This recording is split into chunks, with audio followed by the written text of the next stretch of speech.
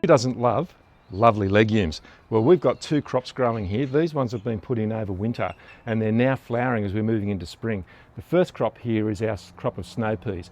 These are fantastic plants to get kids into gardening. They love the gorgeous looking flowers.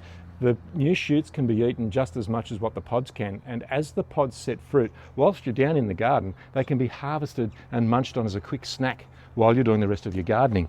Of course, then there's the other ones here where we've got these beautiful broad beans. Now, broad beans are a fairly slow crop. If you are growing broad beans and you've got them in this season and it's your first time growing, just be mindful that they are flowering now, but it will take some time before the pods will actually set fruit. You need to wait for the weather to start warming up. Now, as we're moving into spring, that warming period is beginning. You'll start to see pods set and you'll end up with a really good crop coming on. So broad beans, a fantastic legume crop, and the beauty of these is once you've finished harvesting, you don't need to rip them out entirely.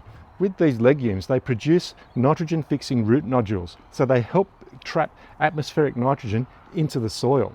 They have a rhizobacteria that they work in a symbiotic relationship with, and that releases nitrogen. So what I would do with this crop once finished flowering and fruiting is cut it off at the base, but I wouldn't turn the soil over. I'll just let those roots that are left in there break down naturally, and I'll interplant with other crops that are going to be suitable, such as this year's summer tomato crop.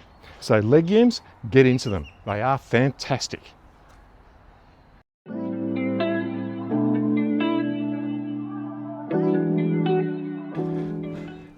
If you've got a vegetable garden and you've been turning over the soil, you've made a really nice tilth, which is ideal for planting vegetables, but it's also ideal for cats and dogs to actually use your garden as a toilet.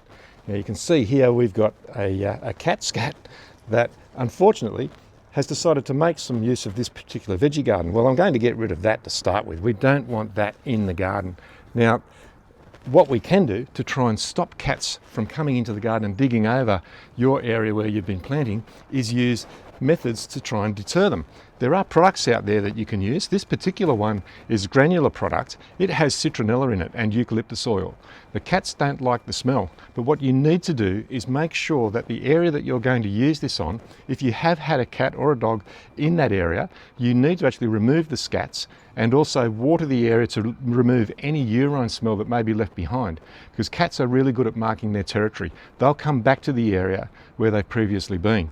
So water the area, clean it first, then apply this, and you will need to make reapplications. But soon you'll find that you'll be able to actually get the cats to go somewhere else to do their business. Now, there are also products that you can use as a spray. So it works on a similar principle.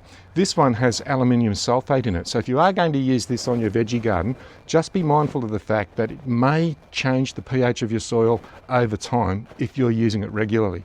But you will find that with either of these products, you can actually deter cats from getting into your garden.